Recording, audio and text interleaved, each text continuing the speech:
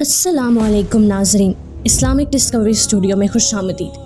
ناظرین، آج کے اس ویڈیو میں ہم بات کریں گے ڈریکولا کے بارے میں، جو کہ ایک حقیقی کردار تھا۔ دراصل تقریباً 15ویں صدی عیسوی میں ولد دی ایمپلر نامی ایک حکمران تاریخ کا وہ سیاہ کردار تھا جسے ڈریکولا کے نام سے جانا جاتا ہے۔ اس کا تعلق رومانیہ سے تھا۔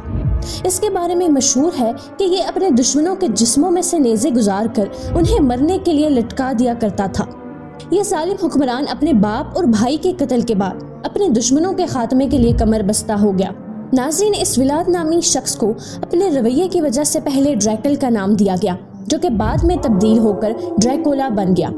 ناظرین، تاریخ کے مطابق 15ویں صدی عیسوی میں سلطنت عثمانیہ کے سلطان محمد فاتح کی فوجوں نے مشرقی یورپ کی طرف پیش قدمی کی تو اس وقت وہاں کی فوجوں نے عثمانیوں کے خلاف لڑنے کا ارادہ کر لیا تھا، لیکن ان کی عسکری قوت بہت کم تھی، جس کی وجہ سے وہ عثمانیوں کے ساتھ ایک امن کا معاہدہ کرنے پر مجبور ہو گئے۔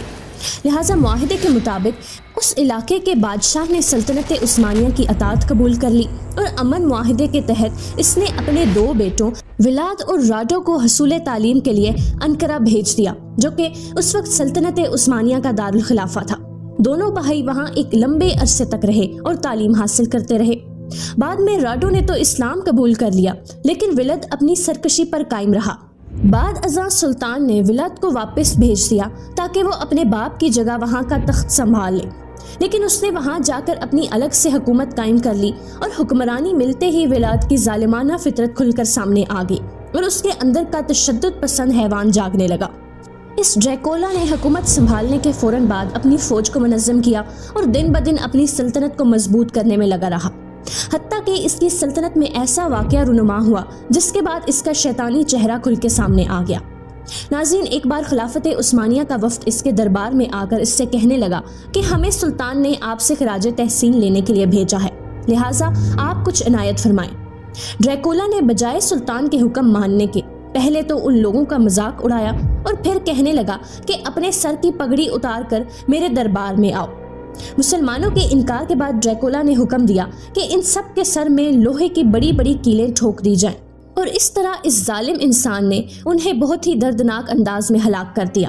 سلطان نے جب یہ واقعہ سنا تو اس کا سر قلم کرنے کے لیے ایک لشکر رومانیہ کی طرف بھیجا۔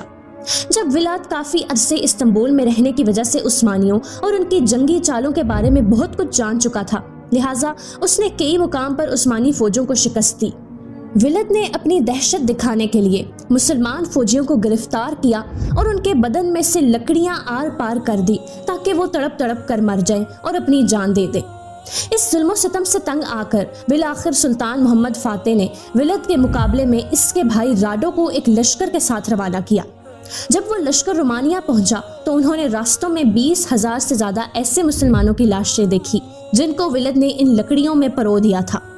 ناظرین، بھائی کے ساتھ لڑی گئی اس جنگ میں ولد کو شکست ہوئی اور اسے سر پکڑ کر زندان میں ڈال دیا گیا۔ لیکن ناظرین، جب ڈریکولا کو قید کیا گیا تو اسی اثناء میں اس کے بھائی راڈو کی وفات ہوگی، جس کی وجہ سے ملک میں خانہ جنگی کی بنا پر ڈریکولا کو پھر سے آزاد کر دیا گیا۔ بالآخر کچھ عرصے بعد سلطان محمد دوم کی فوج نے ڈریکولا کی فوج کا سامنا کیا، جہاں ایک عثمانی تیر انداز نے اسے اپنا نشانہ بنا کر اس شیطان کو جہنم واصل کیا۔ بعد ازاں اس کو اور اس کے بہت سے سپاہیوں کا سر قلم کر کے استنبول لے جایا گیا اور انہیں بھی اسی طرح لکڑیوں پر پرو دیا گیا، اور ڈریکولا کا سر استنبول کے مرکزی دروازے پر لٹکا دیا گیا، جہاں یہ سرکش کئی مہینوں تک لٹکا رہا اور لوگوں کے لیے عبرت کا نشان بن گیا۔